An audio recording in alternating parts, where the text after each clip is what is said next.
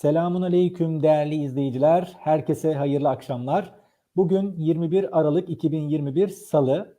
Öncelikle programda emeği geçen kişilere teşekkürlerimizi sunuyoruz.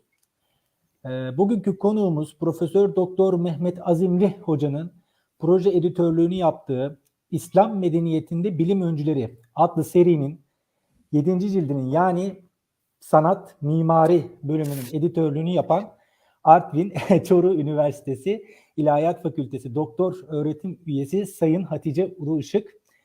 Hocam öncelikle yayınımıza vakit ayırdığınız için teşekkür ederiz. Hoş geldiniz. Nasılsınız? Ben teşekkür ederim böyle bir yayını başlattığınız için.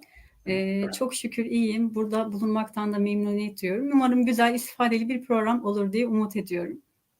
Biz de aksini düşünmüyoruz hocam. Hakikaten Eyvallah, kitabın teşekkür ederim. içeriğine de baktığımızda çok dolu dolu bir Teşekkür kitap ederim. olduğunu görüyoruz. Özellikle girizgah bölümü benim çok hoşuma gitti. Ona da vakit ayıracağız inşallah. Çok sevindim. Şöyle bir girizgah yapsak hani doğrudur herhalde. Allah insanı en güzel surette var etmiş olması sebebiyle insan da daima güzeli aramış, yaratıldığı ilk andan itibaren, tarih sahnesine ilk çıktığı andan itibaren güzeli aramış ve bunun uğruna nice eserler inşa etmiş. Hem sanat hem mimari insanın ne kadar estetik bir ruhta yaratıldığının en net göstergesidir. Doğru mu hocam? Çok doğru, çok güzel ifade ettiniz. Mesela ilk insanlar ortaya çıktığı, yeryüzünde kendine bir yer edindiği dönemden itibaren mağarada yaşayan insanlardan o avcı, ilkel topluluklara gelene kadar insanlar içinde bulundukları mekanı güzelleştirmeye çalışmışlar. Mağaraya resim yapmışlar mesela, av sahneleri, hayvanlar ya da çok milattan önce 3000'lere 4000'ler öncesine kadar çıkartılan kazılarda elde edilen materyaller arasında kadın takıları görüyoruz mesela, küpeler, kolyeler ve inanılmaz derecede el işçiliğinin olduğu, estetiğin olduğu ürünler görüyoruz. Biz bunu söyleyebiliriz, şunu söyleyebiliriz çok rahat bir şekilde. İnsan var olduğu günden itibaren sanata, estetiğe, güzele önem vermiş ve bunu yapabilmek için de hakikaten büyük yollar kat etmişler diyebiliriz. Yani en eski tapınaklardan en eski objelere, aksesuarlara, takıya kadar hatta binlerce yıl öncesine kadar yapılan mağara resimlerinde de hep en iyisini, hep en güzelini ortaya koymaya çabalamıştır yani. Evet, bu insanın fıtratında var. Evet, insanoğlu hakikaten estetik bir ruhta yaratılmış. Biz diğer yayınlarda da ifade etmiştik. Medeniyetler bir etkileşim sonucu ortaya çıkmışlardır. Hiçbir medeniyet kendi başına var olmamıştır. İslam medeniyeti de Doğu ile Batı medeniyetinin birleştiği nokta. Hem hem etkilediği hem de etkilendiği noktada. Buna sanat tarihi açısından bakarsak görürüz. Üniversitede gençler hani pek sanat tarihini sevmezler. Bu kadar ezber var, işte şunu ezberleyeceğiz, bunu ezberleyeceğiz diye. Ama tabii biz burada işin ehline, işin uzmanına bırakacağız. Tabii daha detaya girmeden önce bizim merak etmek istediğimiz soru şu. Yani bu kitap nasıl iki kapak haline geldi? Yani yazım serüveni nasıl oldu? Zorluklarla karşılaştınız mı? Mutlaka. Bir kere grup çalışması hakikaten doğru oluyormuş. Bunu tecrübe ettik ama güzel bir tecrübeydi. Editörlük ile alakalı görüşmeler yapıldığı esnada hocamız Mehmet Azimli şunun üzerinde çok durdu. Çok fazla sanatkar var, mimar var. Gerçekten çok önemli işler yapmış kimseler var ama bizim odak noktamız şu olacak.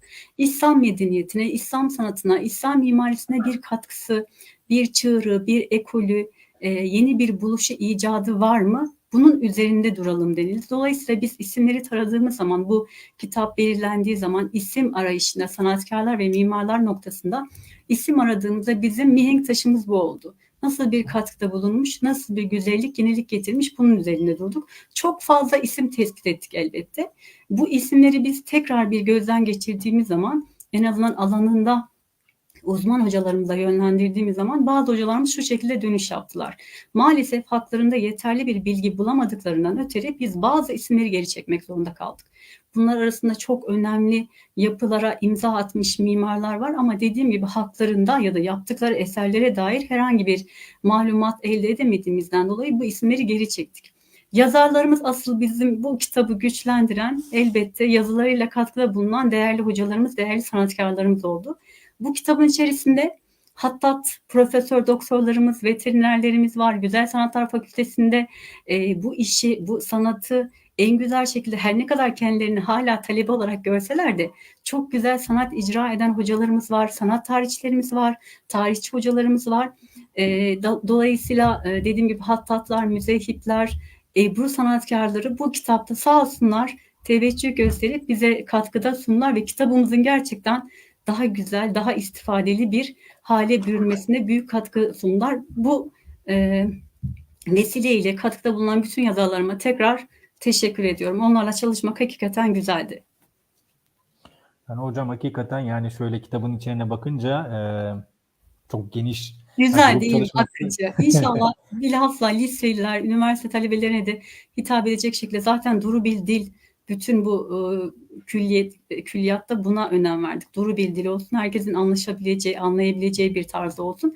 Buna önem verdik. Umarım çok istifade ederim de olur diye dediğim gibi umut ediyoruz. Yani hocam ayrımlar çok güzel. Mesela biz bir ansiklopedi okuduğumuzda ya da Wikipedia falan okuduğumuzda hani bütün bilgiler böyle iç içe geçmiştir. Onun arasına sizin ayıklamanız gerekiyor bilgileri ama bunda başlıklar öyle bir tertip edilmiş ki direkt aradığınızı sanki böyle parmağınıza koymuş gibi direkt buluyorsunuz, alıyorsunuz Kronolojik olması güzel bu noktada. Hakikaten kim kimin öğrencisi, kim kimin üstadı çok belirgin oluyor bu bağlamda. O yüzden hocamızın da tabii ki yol göstermesiyle güzel bir çalışma umarım ortaya çıkmıştır. Ya tabii ki hani hocam böyle kronolojik bir sıra olması aslında hani sanat tarihinin gelişim seyrini de ister istemez akılda kalıcı yapıyordur yani. Evet, kesinlikle. Yani hocam peki şöyle bir soru sorsak, İslam sanat ve mimarisi nasıl bir tarihi gelişim seyretti? Hani bahis açıldı madem. Nasıl bir tarihi gelişim oldu? İlk dönemlerden yani Abbasi, Emeviler, oradan işte Selçuklular, Osmanlılar yani hakikaten çok geniş bir sanat tarihimiz var. Hani buna süre yetmez biliyorum ama Kesinlikle ana hatlarıyla yetmez. nasıl özetleriz? Şimdi Sergen Hocam şunu söyleyebilirim ben size. İslamiyet'in doğduğu topraklar olan Arap coğrafyası, Arap Yarımadası aslında kapalı bir bölge. Biz şunu biliyoruz, bir medeniyetin oluşabilmesi için mutlaka bir etkileşim olması gerekiyor. Yani hiçbir medeniyet sizin de ifade ettiğiniz gibi yoktan var olmuyor. Bir etkileşim, iletişim sonucunda ortaya konuluyor. Arap Yarımadası'nı düşünecek olursak, yani o coğrafyayı göz önünde bulundurursak, iklim ve coğrafya açısından aslında çok dezavantajı olan bir belde. Kapalı bir yer, halkı daha çok bedevi, konar göçer bir yaşam stilini benimsemiş milletten oluşuyor. Dolayısıyla geçimlerini sağlayabilecekleri çok fazla alternatif yok. Hayvancılık ve ticaretle uğraşmaları söz konusu. O dönemdeki bir toplum karnını zor doyururken sanat ve mimari elbette zaman ayıramamış ki konar göçer bir devletten, bir milletten daha doğrusu bahsediyoruz. Dolayısıyla günümüze kadar İslamiyet öncesi Araplardan kalmış çok fazla bir yapıya rastlamamaktayız. Zaten bunda en büyük etken konar göçer olmasalar dahi burada kullanılan yapı malzemelerinin çok dayanıklı olmadığını gösterebiliriz. Çünkü bir taştan eser vücuda getiremiyorlar. Çöllerden oluşan bir beldeden bahsediyoruz. İşte kerpiç, tuğla gibi yapılarla eserler vücuda getirmiş. Dolayısıyla doğal olaylar, afetler, akınlar, istilalara daha fazla dayanması mümkün değil. Şimdi İslam doğduğu topraklar evet toplumu birazcık ilkel olarak nitelendirebiliriz Arapları. Aynı şeyi Türkler içinde konar göçer Türkler için de söyleyebiliriz. Onlar da Uygurlar yerleşik hayata geçene kadar herhangi bir yapı malzeme olarak günümüze kadar gelmiş kurganlar haricinde pek bir şey yok ya da abideler yazıtlar dışında. Yani bu noktada Arapları geri çekmek anlamında söylemiyorum. Bir realiteyi söylüyorum aslında. Ama İslamiyet'in doğmasıyla beraber o kadar hızlı bir gelişme göstermiş ki Hazreti Peygamber biliyoruz ki Mekke'den Medine'ye hicret ederken yolda konakladığı Küba'da bir mescit inşa ediyor. Orada 13 ila 17 gün kaldığı söyleniyor ama ilk iş olarak bir mescid inşa ettirmek oluyor. Çünkü insanların orada namazlarını eda etmesi gerekiyor. Aynı şekilde Medine'ye hicret eder etmez ilk yaptığı iş Mescid-i Nebevi'yi inşa ettirmek oluyor. Çok mütevazi bir yapı. Yüksekliği 2 metreye kadar ulaşıyor. %100 zira büyüklüğünde tavanı işte hurma dallarıyla, lifleriyle, yapraklarıyla kapatılmış bir yapıdan bahsediyoruz. Kapısı bile yok. Hulefâ-i Raşid'in döneminde de mütevazi yapılar karşımıza çıkıyor. Ta ki Emevilere gelene kadar. Emevilerle beraber fetih hareketleri başlıyor artık. Müslümanlar gittikleri beldelerde gördükleri o muhteşem abidevi nitelikteki ibadethaneleri, mabetleri görünce, tapınakları görünce neden bizim böyle eserlerimiz yok deniliyor. Hani biliyoruz Amr bin Elas Emevi valisiyken Mısır'da ilk başta Hazreti Ömer zamanında vali olarak Mısır'a fethinden sonra atanıyor. Hatta orada bir cami yaptırıldığını, bir konak yaptırıldığını, Hazreti Ömer'in emriyle yıktırıldığını biliyor. Çünkü Hazreti Ömer şundan korkuyor. Müslümanların dünyaya temayül etmesinden endişe ediyor. O dönem için haklı bir gerekçe aslında. Ama sonra Emeviler bakıyor ki daha fazla tevazu bir yere kadar. Abdülmelik bin Mervan mesela Kudüs'te Kubbetü Sahra'yı inşa ediyor. Çok kısa bir sürede bahsediyorum ben size.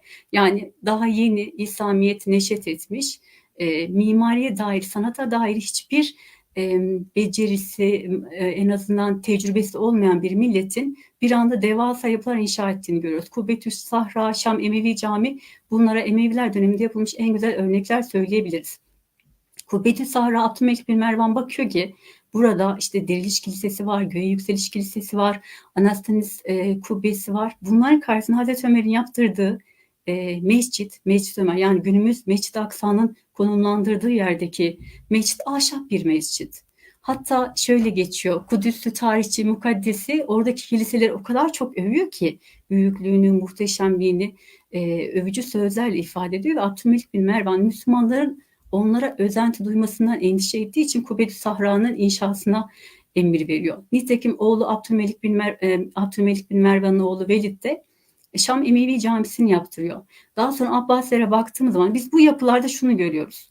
O topraklar, Suriye'nin bulunduğu topraklar eskiden Bizans'ın elinde olduğu için Bizans tesirini görüyoruz.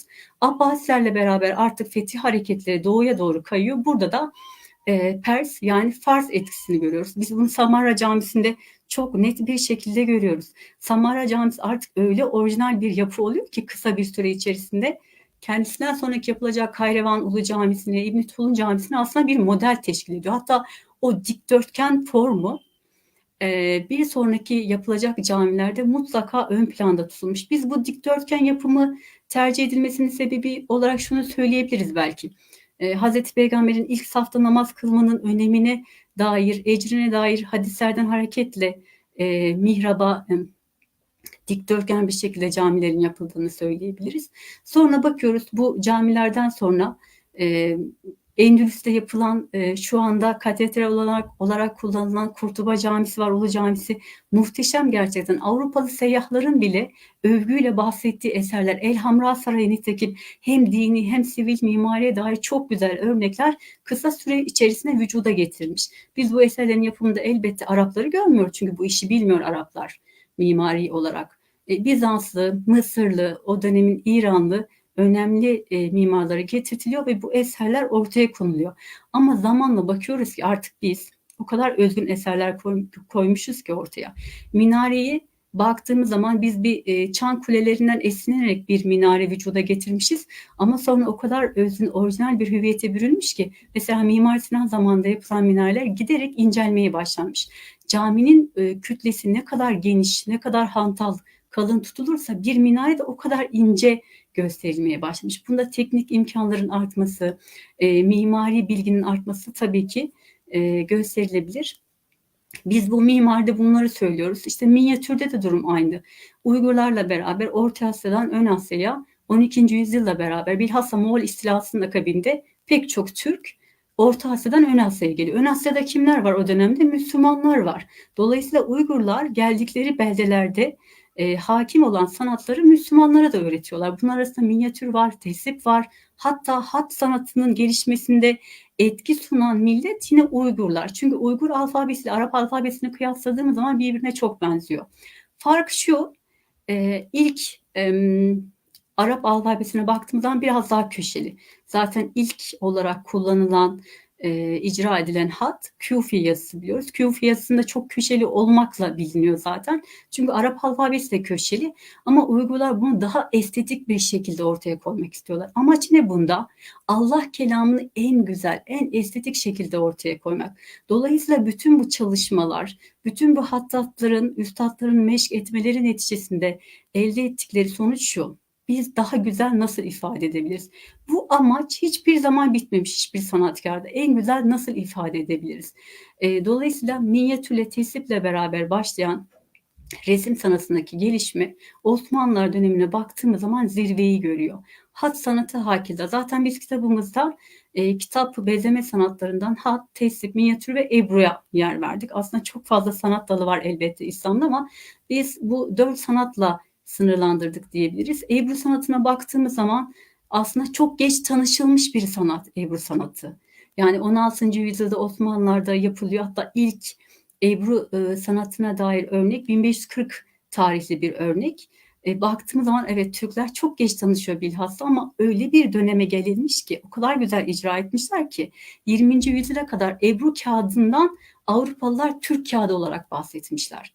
Yani biz Müslümanlar sanatta ilerlememizin etkisi, en büyük etkisi muhtemelen sizin de ifade ettiğiniz gibi güzeli aramak. Hani Allah güzeldir. Allah en güzel şekilde nasıl Allah kelamı, Allah'ın ayetleri, Hazreti Peygamber'in hadisleri en güzel nasıl ifade edilerin çabası neticesinde biz sanat alanında çok ilerleme kat etmişiz diyebiliriz. Yani hocam siz anlatırken bir yandan notlar alıyorum. Bir yandan hani bahsettiğiniz özelliklere bakıyorum hakikaten. Şimdi böyle sanata, mimariye karşı olanlara aslında şöyle bir önermede bulunmak istiyorum. Bir insan kitabı bile alırken dış kapağına bakıyor. Yani dış kapağı güzelse onu alıyor. Yani en Kapak basit bir önemli. örnek.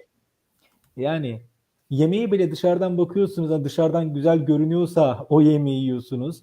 Yani insan hakikaten güzel bir surette yaratıldığı için güzel olana meyyal, yani güzel olana meyletmesi gerekiyor. Ama bakıyorsunuz hani buna ne gerek var? Hani estetik duygularından arınmış insanlar görüyoruz. Her şey en basit olsun ama öyle olmuyor işte. İnsanlar hep en güzeli, en iyi biçimde, en estetik biçimde ifade etmeye çalışmışlar. Yani geçenlerde sosyal medyada bir resim görmüştüm. Mesela 1800'lü yıllarda bir merdiven süslemesi. Günümüzdeki merdivenler hakikaten insan şaşıp kalıyor. Yani Değil, estetik onu ben de duygusu nereden gördüm. nereye Bak, gelmiş. Peki hocam hani bu kitapta bir sürü sanatkar var, mimar var. E, evet. Bu sanatkar ve mimarların tarihe katkıları ne oldu? Yani ve sizin arasından en çok etkilendiğiniz kişi kimdi? Daha ön plana çıkardığınız diğerlerinden. Aslında hakikaten her bir sanatkar ve mimar okurken çok etkilendim ben. Bu kadar işleri becerebilmiş olmaları çok önemli. Ama tabii bazıları var ki daha çok öne çıkıyor. Bunlar arasında biz e, mesela Hürrem Şah'tan bahsedebiliriz. Yani Divriği Ulu Camii ve Darüşşifası'nın mimarı, ilk başta mimarlardan bahsetmek istersek Hürrem Şah'tan bahsedebiliriz. Neden önemli?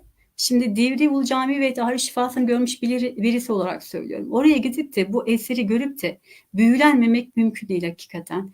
Baktığımız zaman orada Suriye, Hint, İran, Mezopotamya, Mısır hepsinin bir esintisini görmekteyiz. O kadar farklı kültürlerin, farklı sanatların, farklı üslupların harmanlanarak ortaya çıkarıldığı o kadar özgün bir eser ki biz onun sadece mimari olarak değil, taş bezemelerindeki o motifler, modeller hakikaten bir dantel gibi işlenmiş kayalar, taşlar. Biz bunda şunu aslında söyleyebiliriz.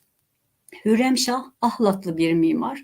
Ahlat o dönemde Bitlis, hatta günümüzde bile mezar taşları ile meşhur bir yer. Dolayısıyla çocukken doğup büyüdüğü yerde bu taş oyma sanatını öğrenmiş.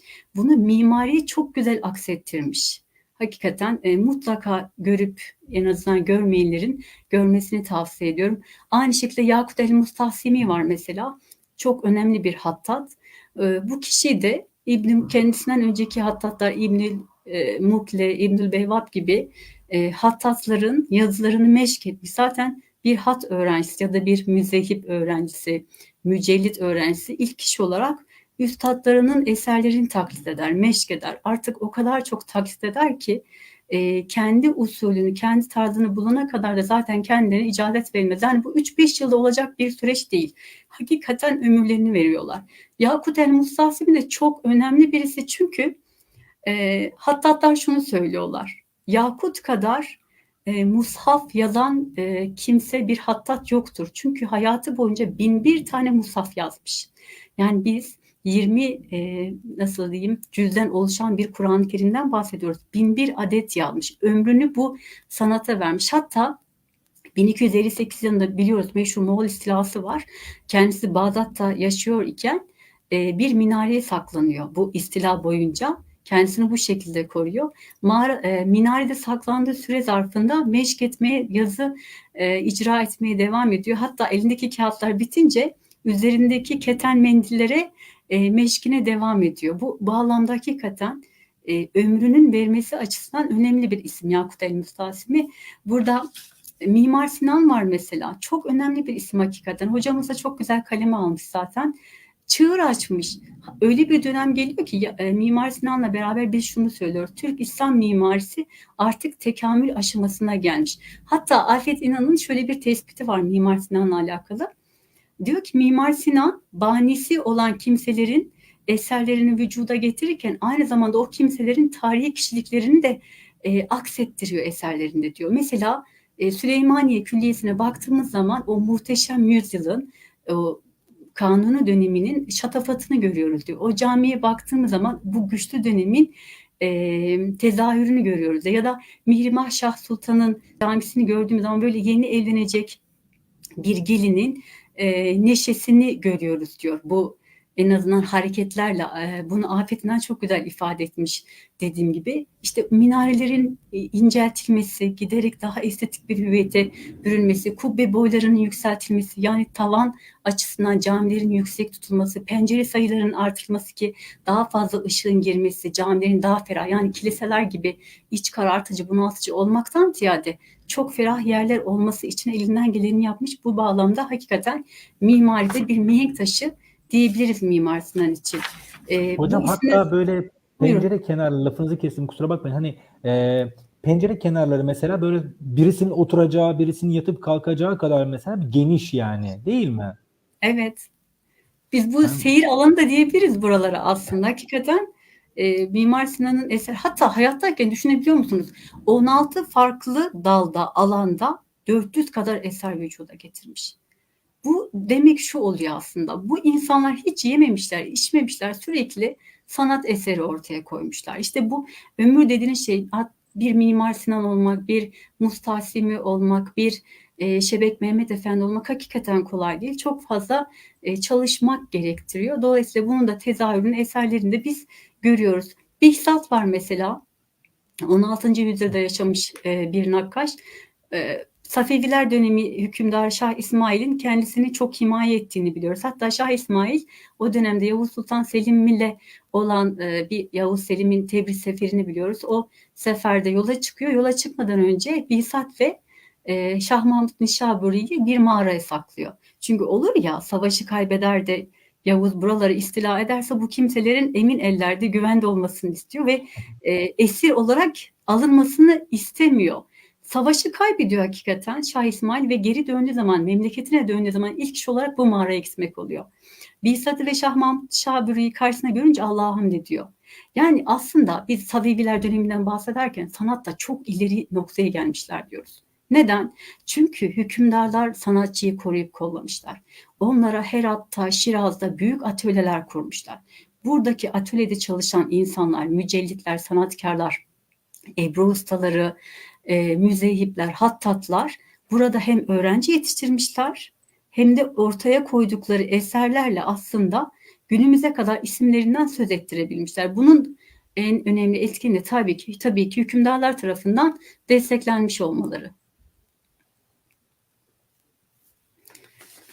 Çok isim var aslında, dediğim gibi aslında burada Şahkulu var, saz yolu tekniğini bulmuş. Bu saz yolu kumaşta, çinide, kitapta hemen bütün materyaller üzerinde kullanılmaya Bu başlamış. isyankar Şahkulu değil mi hocam? Yani bizim tarihte 1511'de Şahkulu isyanı Evet. dediğimiz, hep sadece böyle bir isyankar olarak gördüğümüz Şahkulu.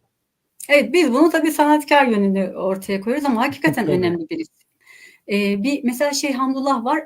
Osmanlı ekolünün artık banisi diyebiliriz. O döneme kadar hep Yakut el-Mustahsemi'nin tarzı, üslubu benimsenmiş ve hat öğrencileri hep onun eserlerini ele alarak icazet almışlar, üslubunu belirlemişler ama Şeyh Hamdullah kendisi saray nakkaşı olduğu için sarayda Yakut el-Mustahsemi'nin bütün eserlerini görme imkanı bulmuş. İşte sanatkar. O ehli hireften olmanın bir avantajı da bu. Sizin önünüze bütün materyaller sunulabiliyor. Siz istediğiniz esere tek bir hamlede ulaşabiliyorsunuz. Dolayısıyla Musa Hasemi'nin bütün yazılarını inceliyor.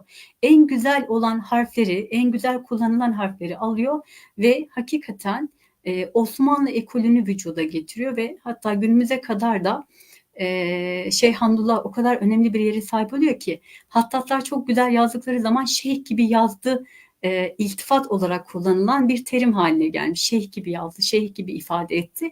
O yüzden Osmanlı hat ekolü için çok önemli birisi.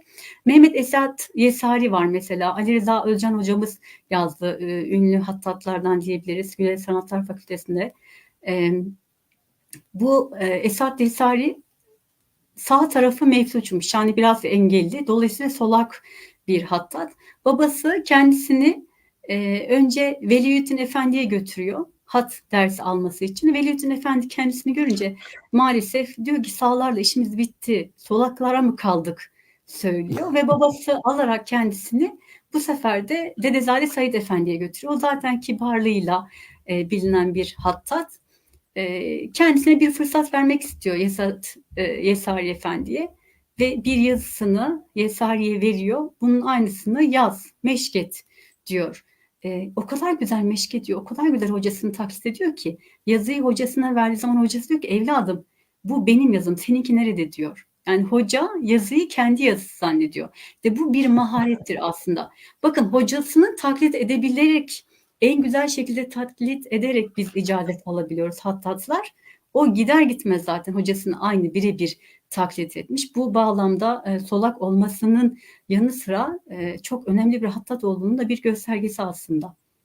Çok önemli isimler var. O yüzden kitabın okunmasını hakikaten şiddetle tavsiye ediyorum. Bu sizi sanata yönlendirecek diye de, okuyanı yönlendirecek diye de umuyorum.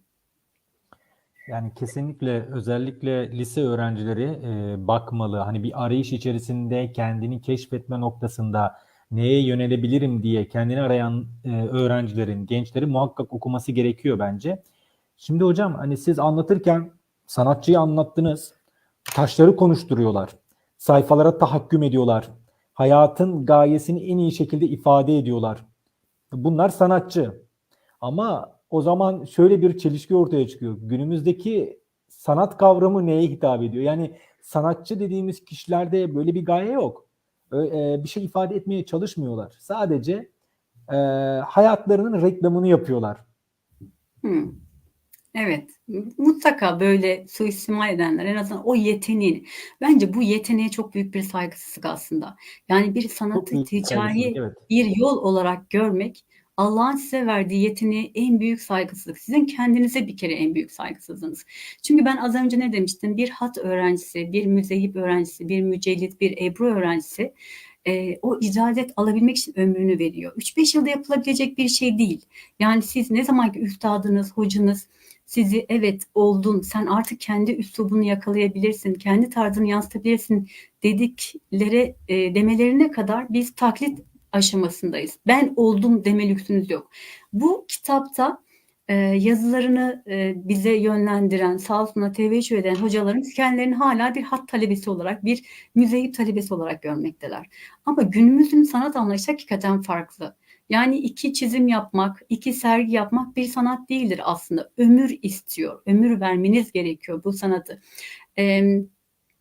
Mesela Hatip Mehmet Efendi var, Ebru ustası, 16. 17. yüzyılda yaşamış. Bu kişi hem Hatip Ebru'sunun yani günümüzdeki o çiçek ebruların işte lalenin, karanfilin, gülün aslında bir prototipini oluşturuyor Hatip Ebru'sunun bulmasıyla ve aynı şekilde kitre kıvamını artırıyor ve böylece aslında bu ebru sanatı için çok önemli bir inkılap diyebiliriz. Çok büyük bir devrim diyebiliriz.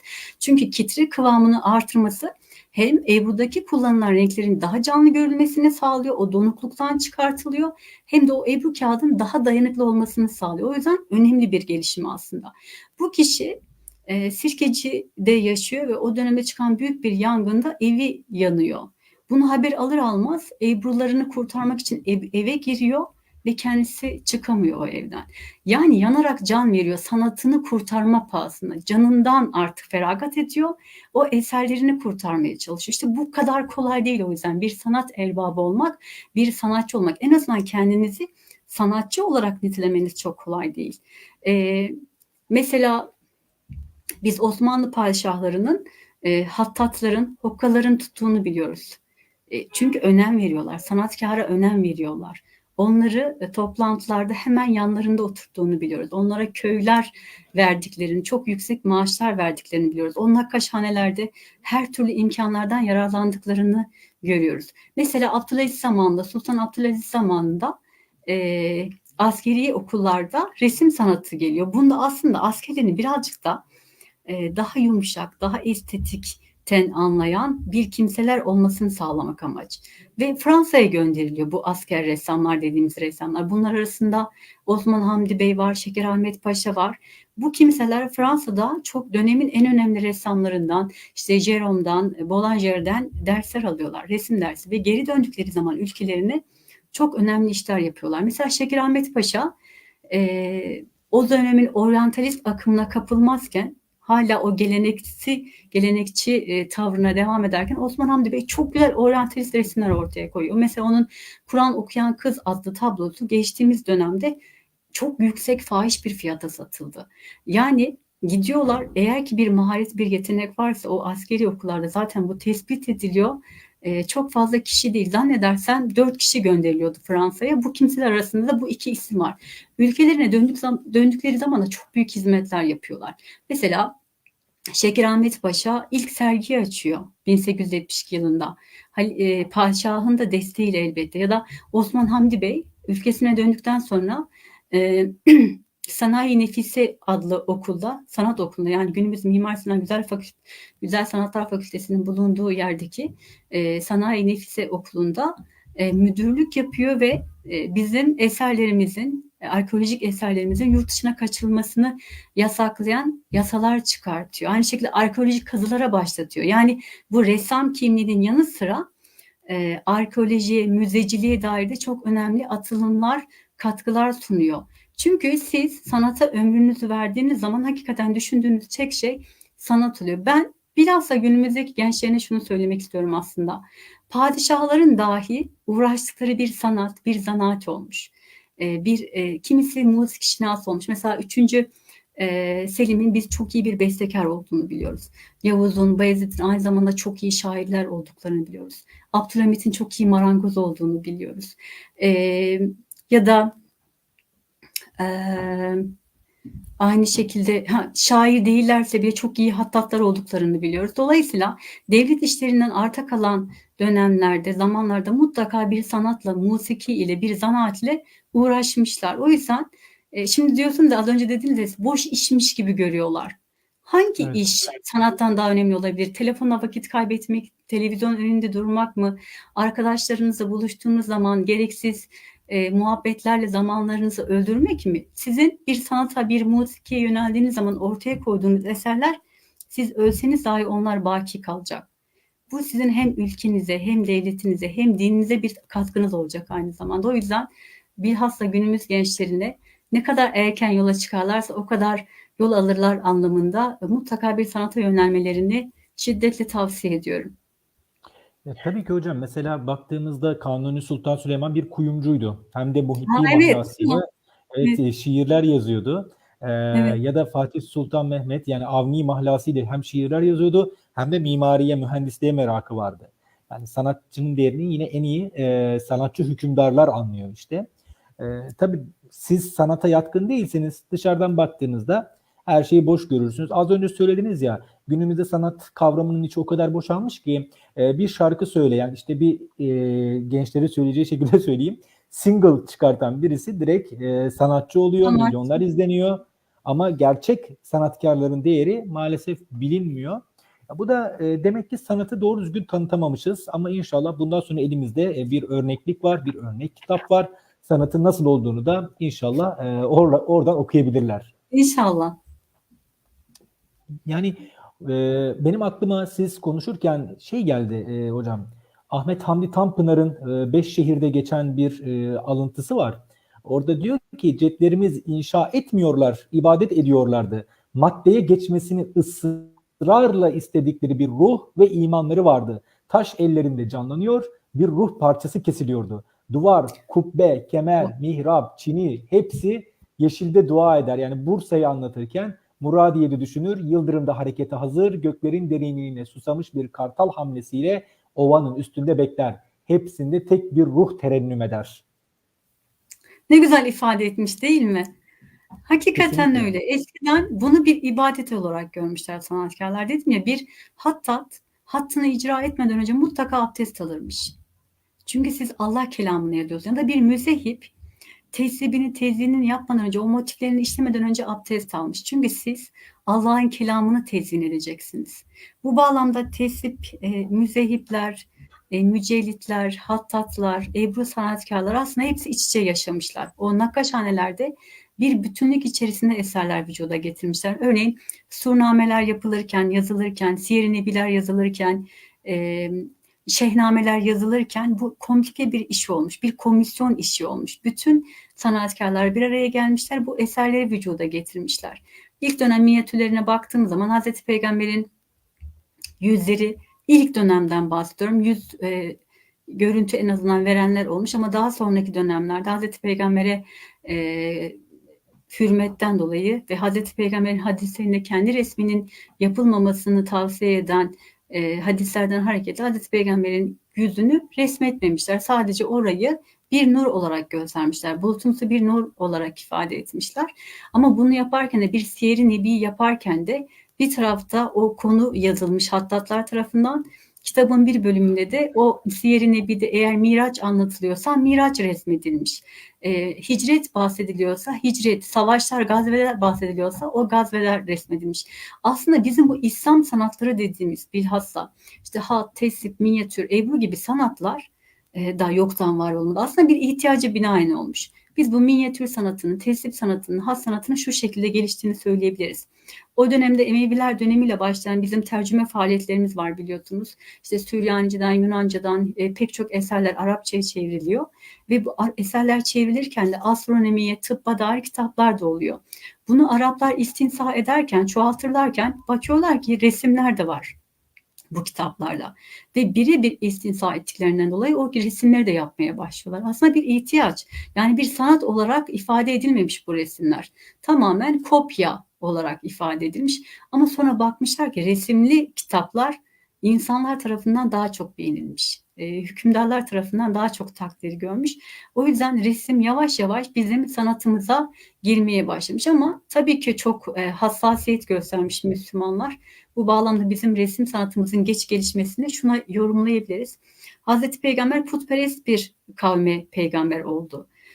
Hazreti Peygamber bu noktada İslamiyet'ten sonra resim konusunda, heykel konusunda hassasiyet göstermesi çok olan. Çünkü insanların eski inançlarını bırakıp, tamamen arkalarında bırakıp yeni bir yola girmeleri aslında çok zor. Şunu söyleyeyim, ben aslında konumuzla alakası yok ama Abdullah bin Abbas diyor ki Hazreti Peygamber hayattayken biz kadınlarımızı dövmeyi bıraktık. Çünkü hakkımıza ayet nazil olur diye korkuyorduk, endişe ediyorduk diyor. Ne zaman ki Hazreti Peygamber irtihal etti, biz kadınlarımızı dövmeye yeniden başladık. Çünkü ayet kesildi. Yani korkacakları bir şey kalmadı aslında. Yani ben bunu Arap kültürü olarak Arapları eleştirmek anlamında söylemiyorum. Biz Türklerin dahi hala şaman inancından kalma bir takım hurafelerimiz var. İşte nazar boncuğu olur, uğurlu uğursuz sayılarımız olur, eşik altında beklemek, merdiven altında durmak. Aslında bütün bunlar şaman inancından gelen hurafeler. Ama biz bunu tamamen arka planda bırakmış mıyız? Sırtımız dönebilmiş miyiz onlara? O inanç artık kültür haline gelmiş. Demek ki Araplarda din da bir kültür kültür haline haline gelmiş. gelmiş. Doğru, doğru hocam. Kesinlikle, yani siz bunu inanç olarak görmeseniz dahi kültür olarak o kadar benimsemişsiniz ki hala aradan biz 571 Hazreti Peygamber'in doğumu, yani 6-7. yüzyıl İslamiyet'in yayılması dersek şu anda 21. yüzyıldayız ama hala bazı inanç noktasında maalesef eski bildiğimizi devam ettirmeye çalışıyoruz. Hatta gayrete gösteriyoruz. Bu noktada büyüklerimiz aman sakın ha diye bize ikazda dahi bulunuyorlar. O yüzden Arapları yermek anlamında söylemiyorum ama Hazreti Peygamber putperest bir kavme peygamber olduğundan ve halkını çok daha iyi bildiğinden resminin çizilmesine asla izin vermemiş. Ama ben şunu söyleyebilirim, sanat açısından, İslami sanat açısından şunu söyleyebilirim. Evet, Hazreti Peygamber o dönemde hassasiyet göstermiş. Resminin Hazreti İsa gibi resmedilmesi ve kendisine bir kutsi atfedilmesinden endişe ettiği için zinhar resmimi çizmeyin demiş. Heykel yapımına da karşı, çünkü o dönemde insanlar putlara tapıyorlar. Bir sanat olarak görmeleri çok zor. En azından kendi yeni bırakmış oldukları inancı tekrar benimsemelerinden endişe etmiş. Hazreti Ömer'in de bütün bu kaygıları aslında, işte Müslümanların, sahiplerin şehir dışına çıkmalarını yasaklamaları, dışarıdakilerin Mekke ve Medine haremeyne girmelerine izin vermemesi, aslında bütün bunlar etkileşimden, eski inanca tekrar patlamasından, korkmasından kaynaklanıyor. Bunlar doğal, tabii hassasiyetler, ama şunu da biliyoruz biz. Kütüb-i yer alan hadislerde şunu biliyoruz. Hazreti Peygamber Hazreti Ayşe'nin odasında hayvan figürlü bir perdeyi gördüğü zaman evet, o perdeyi indirtiyor. Ama Hazreti Ayşe o perdeyi yırtıp atmıyor, çöpe atmıyor. O perdeyi yastık kılıfı yapıyor. Hatta sanat tarihçileri Hazreti Peygamber'in eşlerinin konumlandırıldığı yerlerden hareketle diyorlar ki o perdenin bulunduğu yer kıbleye doğruydu. O yüzden Hazreti Peygamber o resimli perdeyi indirtti. Hazreti Ayşe de onu yastık kılıfı yaptı diyorlar. Hazreti Ayşe'nin üzerinde deve figürlerinin bulunduğu elbise giydiği söyleniyor mesela. Biz şunu söyleyebiliriz. Yani resim hadislerden hareketle bizim tamamen zinhar yanlıştır, haramdır ya da heykel tamamen haramdır dememiz aslında tamamen taassup olur. Arap ananesi olabilir. Bizim daha geniş açıdan bakmamız lazım. Biz bu bağlamda evet, heykelcilikte çok iyi değiliz. Hatta hiç iyi değiliz diyebiliriz. Çok kat etmemiz gereken yollar var. Evet, resimde bu asker ressamlarla beraber minyatürle giriş yapmış. Daha sonra minyatürler işte çok daha gerçekçi hüviyete bürünmüş. Eskiden perspektif yokken, yakınlık, uzaklık, büyüklük, küçüklük belli değilken günümüzde artık birebir hiperrealist resimler yapıyoruz. Bunlar arasında Müslüman ressamlar da var tabii ki. Bizim bakış açımız şu olmalı. Ona bir kutsiyet atfetmek, bir tapınma aracı, bir aracı olarak görmek değil, tamamen sanat eseri olarak. Yani Allah'ın yarattığı şeyleri biz en güzel şekilde tezahürünü yansıtıyoruz aslında yaptığımız eserlerde. Diğer sanat dallarından bu bağlamda bir farkı yok diye düşünüyorum ben. Evet hocam, yani İslam'ın sanata bakış açısı nedir sorusu bence en iyi bu şekilde cevaplanabilirdi. Hani ben mesela birkaç bir şey eklemek istiyorum. Anakronizm hatasına çok düşüyoruz hocam. Hani e, anakronizm, yani bu tarihi bağlamından kopuk okuyoruz. Yani o dönemde hani bahsettiniz ya, Peygamber Efendimiz bazı şeyleri yasaklıyor. Geldiği dönem zaten putperest bir kavme gelmiş bir peygamber. Yani Yani putperestliği çağrıştıran bazı şeyleri yasak etmesi çok normal. Yani mesela kabir ziyaretlerini de belli bir yere kadar yasakladığını biliyoruz Hazreti evet, Peygamber'in. Ya da bazı putların renklerini simgelediği için sarı ya da kırmızı renk kıyafete pek uygun bakmadığını biliyoruz. evet, E, Ama mesela Kur'an'da Hazreti Süleyman'ın heykellerinden bahsediyor. evet. Yani bunu nereye koyacağız? Demek ki Hatta tarihi Sebes bağlamından suresinde geçiyor kopuk okumamamız hakikaten. gerekiyor. O Davut Aleyhisselam, Kesinlikle. Süleyman Aleyhisselam zamanında yapılan kazanlardan, devasa binalardan bahsederken aynı zamanda heykellerden de bahsediliyor. Yasak mıymış Davut Aleyhisselam zamanında, Süleyman Aleyhisselam zamanında heykel yapmak? Hatta Belkıs şehre girdiği zaman o devasa yapılar ve heykeller, cam yapılar karşısında hayranlığını gizleyemiyor. O dönemde yasak mıymış? Değilmiş. İşte sizin de dediğiniz gibi tarihi açıdan okumak, işte tarih felsefesi belki bu açıdan önemli. Biz Hazreti Peygamber misvak kullanırdı, sünnet, günümüzde de misvak kullanalım demek gibi bir şey bu. Teknik imkanlar geliştikçe Hazreti Peygamber ne diyor? Ben ümmetimi zenginliğin üzerinde görmek isterim diyor. Yani siz çağa ayak uydurmak zorundasınız. Siz hükmedilen değil, hükmeden, tahakküm eden olmak zorundasınız. Siz ezilen değil, mazlumu kuşatan, gözeten olmak zorundasınız. İşte mazlum olmamak için de çağa, bilme, fenne, tıbba ayak uydurmak zorundasınız. Biz bu sanat tarih kitabını okurken, yani bu literatür tararken şunu da fark ettim ben.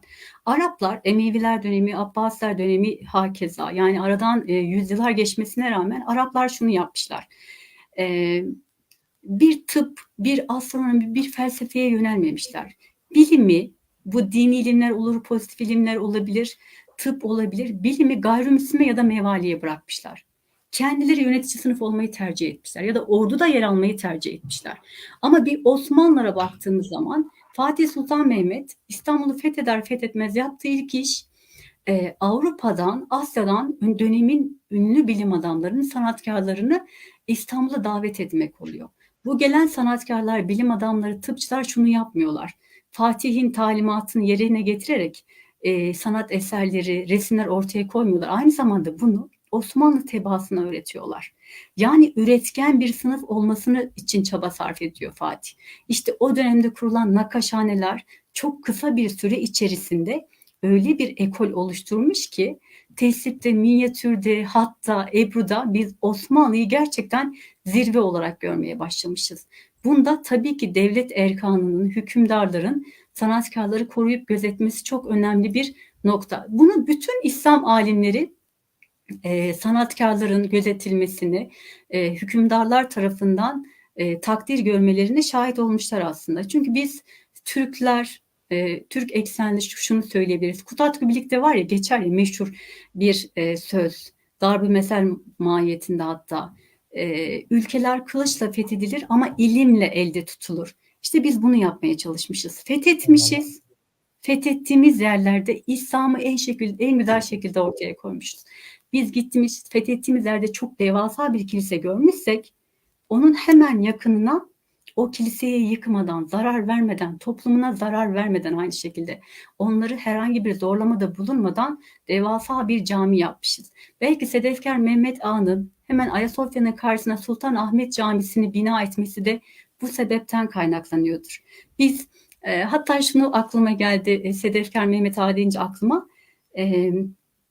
diyor ki meşhur sanatkar, sanat tarihçi Cimpel, Ayasofya'nın diyor minarelerini söküp atın, bunu bir Avrupalıya gösterin, onun bir cami olduğunu söyleyecektir diyor. Şimdi Ayasofya kubbeleriyle beraber aslında bir Bizans ürünüdür, bir Bizans eseridir. Biz Bizans, hatta Romalılar döneminde yapılan bazilikalara baktığım zaman bol kubbe görüyoruz. Yani kubbe Türklerin ortaya koyduğu, İstanbul'un fethiyle beraber camilere çok fazla yaygınlık gösterdiği bir üslup değil, bir mimari üslup değil. Aslında Bizansların, ta Romalıların, Yunanların bildiği bir mimari üslup. Hatta Roma'da Pantheon var değil mi hocam? Hani bir Pantheon evet, var, orada kubbe tarzı var yani. evet, ama biz Türkler kubbeye uzak değiliz. Biz de çadır kültüründen geliyoruz. Şimdi bir Kızılderililerin çadırlarını düşünelim, üçgen, sivri. Türklerin çadırlarını düşünelim, kubbe şeklinde. Bunun gök tanrı diniyle aslında doğrudan alakası var. Yani gök şeklinde tasvir etmişiz çadırlarımızı dahi. O yüzden biz kubbeyi çok iyi biliyoruz. Hatta Türklerin İslamiyet'e geçmesiyle beraber türbe sanatının kubbe üslubunun daha doğrusu türbede üzerine yapılan kubbe üslubunun çok yaygınlık arz ettiğini görüyoruz. İşte bizim bu tamamen Bizans'ın üslubudur. Biz aldık. Bunda çok orijinal eserler ortaya koyduk demek yanlış olur. Biz çok güzel bunu harmanlamışız. Çok güzel özümsemiş, içselleştirmişiz ki Avrupalılar dahi o kubbeler tamamen İslami unsur gibi telakki eder olmuşlar. Yani geçen 20. yüzyıla kadar Ebru kağıdına Türk kağıdı denilmesi gibi bir şey. Türkler bu işi çok güzel yapmışlar, ifade etmişler diyebiliriz. Ya zaten hocam hani çıkıp da biz diye başka bir medeniyetten bir şey almadan özgün bir şey ortaya koyamazsınız. Harmanladığınız kadar değerlisiniz. Yani hiçbir medeniyet şunu iddia edemez. Ben sıfırdan bir şey var ettim. Asla. Mümkün değil. Mümkün değil. Çünkü mesela Çinlilerle Türklere baktığımız zaman onların birbirleriyle etkileşimi daha fazla. Çünkü Orta Asya'da yaşamış Türkler. Dolayısıyla yaşam standartları, sanatları, kullanılan resimdeki boyalar, teknikler Çinlilerle Türkleri birbirine benzetirler. Bu bağlamda sadece bu iki devlet olarak değil, pek çok milletler, ben ne demiştim, hiçbir medeniyet yoktan var edilmedi ki nitekim siz de bunu ifade ettiniz. Zaten etkileşim olmazsa o medeniyet değil, tamamen kültür olarak kalır. Sizin giyim kuşamınız gibi, yeme içme kültürünüz gibi kültür olarak kalır. Ama siz diğer toplumlarla, devletlerle elde ettiğiniz sonuçları, geliştirdiğiniz teknikleri, buluşları paylaştığınız takdirde medeni olabiliyorsunuz zaten. Yani hocam kesinlikle etkileşim sonucu ortaya çıkan bir şey medeniyet. Hani bunu da biz ilk yayından beri söylüyoruz. Ama gençlerimizde şunu görüyoruz hocam. Yani bir bakıyor San Marco Katedrali'ne bakıyor. San Marco Meydanı'na bakıyor. Ya da işte Fransa'daki katedrallere bakıyor. Almanya'daki katedrallere bakıyor. Hayranlık duyuyor. Yani muhteşem, muazzam. Ama kendi medeniyetine dönüp bakmıyor, kendi eserlerine bakmıyor, onları küçük görüyor. Yani bu içine düştüğümüz bir eziklik psikolojisi var. Aslında Evet, evet, kesinlikle. Ali Şeriat'ın hocam bir kitabında bahsediyor. Sordel diyalektiği. Hani böyle annesinden dayak yedikçe yine annesine koşan çocuk gibi bir eziklik psikolojisi. Maalesef ben bunu görüyorum. Yani tekrar tekrar da her yayında söylüyorum ama bir eziklik psikolojisi var. Siz gençlere ne tavsiye edersiniz bu konuda? Ben bu gençlere şunu tavsiye ediyorum. Bu İslami eserleri küçümseyen gençlere bir Taç Mahal'ı görmelerini, bir Kurtuba Camii'ni, yani şu an günümüze katedral olarak kullanılan Kurtuba Camisi'ni, Elhamra Sarayı'nı, az önce bahsettiğim Divriği Ulu Camisi'ni, Konya'daki Alaaddin Camisi'ni, Çifte Minareli Camii'yi, Sivas'taki Gök Medrese'yi görmelerini tavsiye ediyorum. İnanın o taşa, işte dediniz ya siz, taşı konuşturmuşlar. Yani bir insan gidip de o taşı oymaz, zaman ayırmaz. Bunu bir ibadet olarak görmüş olması gerekiyor gerçekten.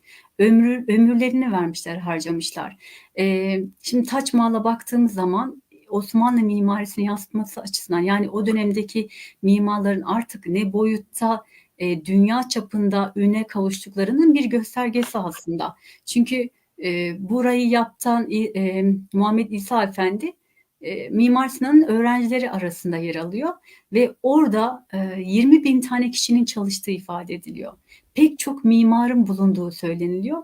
Bir baktığımız zaman zaten o muhteşem taç kapısıyla, o bembeyaz görüntüsüyle dünyada en çok turist çeken cazibe merkezlerinden birisi. Aynı şekilde Kurtuba Ulu Camisi, yani şu anda katedral tabii ki, ya da Elhamra Sarayı. Dışarıdan baktığımız zaman bir tuğla örüntüsü diyebiliriz ama içine baktığımız zaman muhteşem. Aslında İslam da böyledir. Dışarıdan baktığınız zaman çok saf, durudur ama içine girdikçe siz o güzelliklere vakıf olursunuz. Aslında bu da bir sanata tezahürüdür diyebiliriz. Bu bağlamda gençlerin hakikaten bu önyargılardan kurtulmaları için öncelikle kendi sanatlarını, kendi mimari eserlerini çok iyi tanımaları gerekiyor ki kıyas yapabilsinler. Ya da bizim nasıl merhalelerden geçtiğimizi görebilsinler. Mimar Hayrettin'in yaptırdığı Mostar Köprüsü Avrupalı seyyahların dudaklarını uçuklatmış. Hatta diyor ki Evliya Çelebi, ki Evliya Çelebi'den bahsediyoruz. Dünyayı gezmiş bir seyyah. Ben o zamana kadar kubbe boyutu o kadar yüksek bir köprü görmedim diyor. Hatta o dönemde Boşnaklar askere gitmeyi artık ehil, o yaşa, o erişkinliğe sahip olduğunu düşünen erkekler kendi güçlerini göstermek için Mostar Köprüsü'nden atlıyorlarmış nehre. Ya da bu bir nevi belki zamanla spora dönüşmüş, bir ekstrem sporuna dönüşmüş. Dolayısıyla aslında biz bunu bütün eserlerde, bütün mimar eserlerde karşımızda görüyoruz. O yüzden bilhassa gençlerin gerçekten bizleri çok iyi tanımış olmaları gerekiyor. Bizim eserlerimize çok iyi vakıf olmaları gerekiyor. Zaten bildikleri zaman özenti de duracaktır orada. Bundan hiçbir şüphem yok. Şimdi biz bir de şunu söylemek istiyorum. Hani dediniz ya, bizim medeni olabilmemiz için, bir medeniyet oluşturabilmemiz için Arap coğrafyasından bahsettim ben. Yani geçim sıkıntısı çeken bir millet zamanla dünyaya hükmeder olmuş. Türk İslam medeniyetini ortaya koymuşlar. Bir medeniyet kurabilmişler. Şundan kaynaklı aslında bu. İlk minarelerin yapımına baktığımız zaman Amr bin Elas Mısır'da Amr bin Elas Camisi'ni yaptırıyor ve minare yaptırıyor oraya. Hazreti Peygamber döneminde Mescid-i Nebevi'de Bilal Habeşi sesini daha uzak kitlelere duyurabilmek için, daha fazla kimseye duyurabilmek için üstünave denilen silindir bir yüksekliğe çıkıyormuş. Amr bin Elas minare yaptırıyor. Amr bin Elas bu minareyi yoktan mı var ediyor? Görmemiş mi? Elbette görmüş. O dönemde Mısır'da mevcut olan kiliseler ya da Şam Emevi Camisi yapılırken eskiden bir kiliseymiş. O minareler de eskiden bir çan kulesiymiş. Ama bakıyorlar ki bu minareler aslında Müslümanlar için önemli bir işlevi var. Burada müezzin hem çok daha uzak yerlere sesini duyurabilecek, daha kalabalık kitlelere sesini duyurabilecek, hem de camiler daha estetik bir hüviyete sahip olacak. Siz devasa kiliselerin yanında mütevazi camileri artık hem Hristiyanlar, Müslümanlar, mesela Kudüs'teki Hristiyanlar için şöyle geçiyor. Müslümanların o ahşap Hazreti Ömer'in yaptırdığı Mescid-i Ömer'i gördükleri zaman burun kıvırdıklarını söylüyorlar. O kadar devasa kiliseler var ki Müslümanlar da zaten özenti duymaya başlıyorlar. İşte bu Kubbetü Sahra'nın yapımı, Şam Emevi Camii'nin, İbn Solun Camisi'nin yapımındaki en önemli etken aslında bu etkileşim. Çünkü siz artık fetihlerle beraber devasa yapılar görüyorsunuz ve neden bizim İslamiyet'in, o ihtişamın bir göstergesi olmasın diyerek en güzel camileri ortaya koymaya başlamışsınız ve artık öyle bir üslup geliştirmişsiniz ki farklı coğrafyalarda birbirlerinden çok daha farklı ama kendi içerisinde bir o kadar özgün ve tutarlı yapılar ortaya konulmuş. Bu Taç Mahal'da görmek çok mümkün.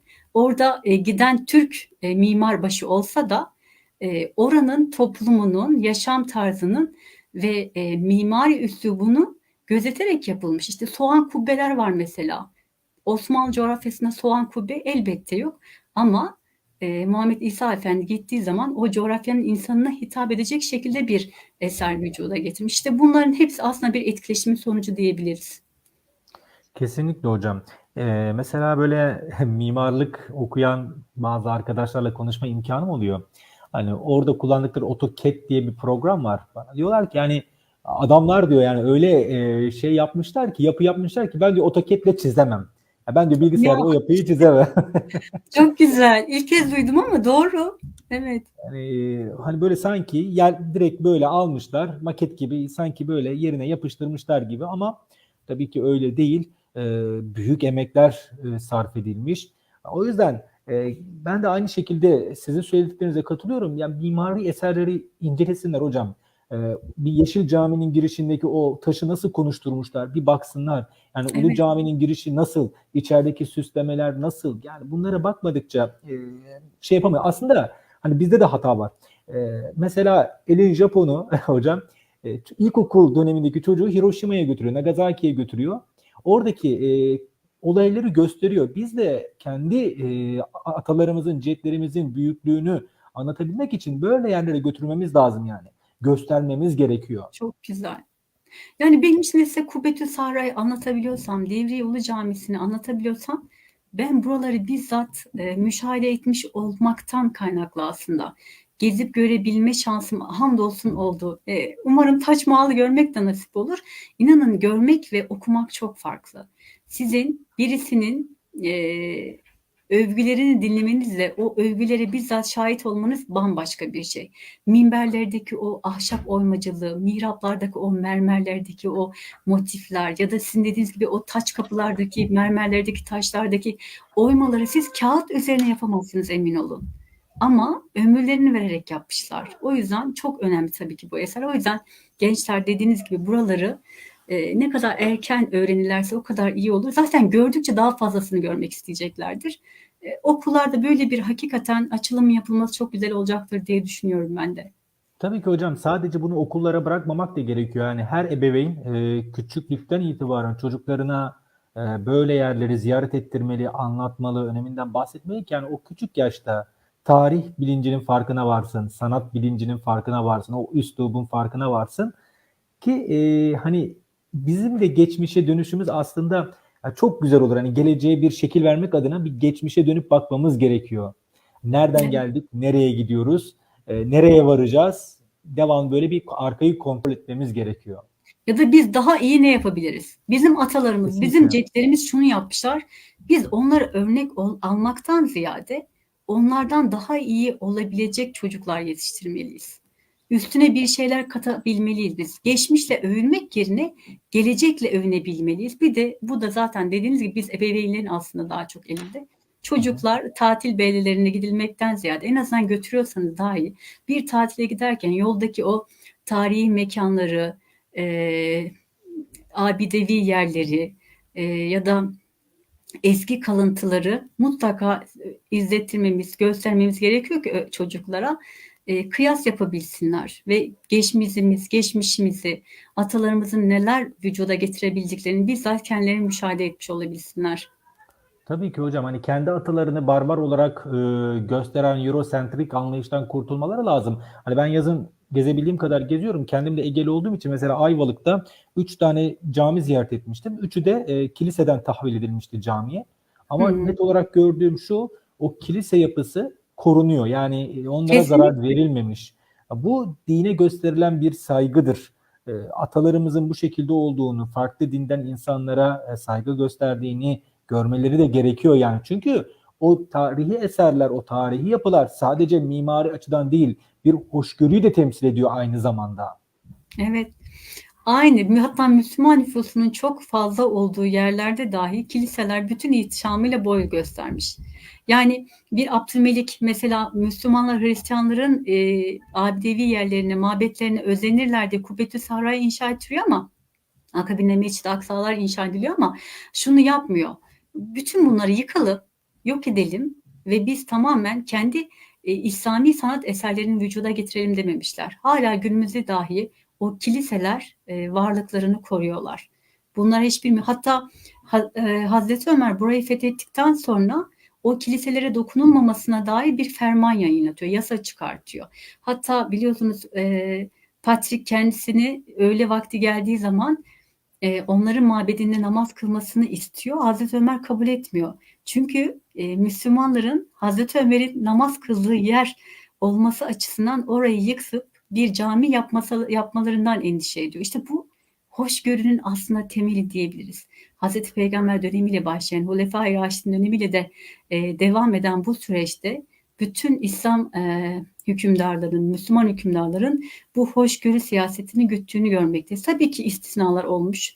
Elbette hatta hükümdardan habersiz valiler tarafından insanlar baskıya maruz kalmış ama bunu bir devletle bütünleştirmek, devletin sanki bir hamlesiymiş gibi göstermek son derece yanlış olur.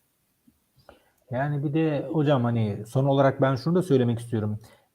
Bir Ulu Cami mesela belki günlerce belki haftalarca içinde kalıp Bursa Ulu Camii'yi keşfetmelerini öneriyorum. Çünkü hani oradaki hatlar, oradaki yazılar, ayetler, hadisler hepsi hayatta düstur olabilecek mahiyete sahip.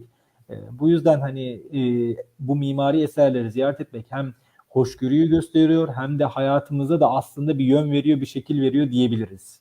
Evet, kesinlikle şey vardı bir de Şam Emevi Camisi'ne gittiğimiz zaman bu maalesef siyasi entrikalardan önce gittiğimde 4 tane mihrap vardı. Neden 4 mihrap diye sorduğumuzda 4 mezhep imamının mihrabıymış ve her mezhep mensubu kendi mezhebine mensup kimselere dersi bu halkalarda, bu mihrapların önünde veriyordu.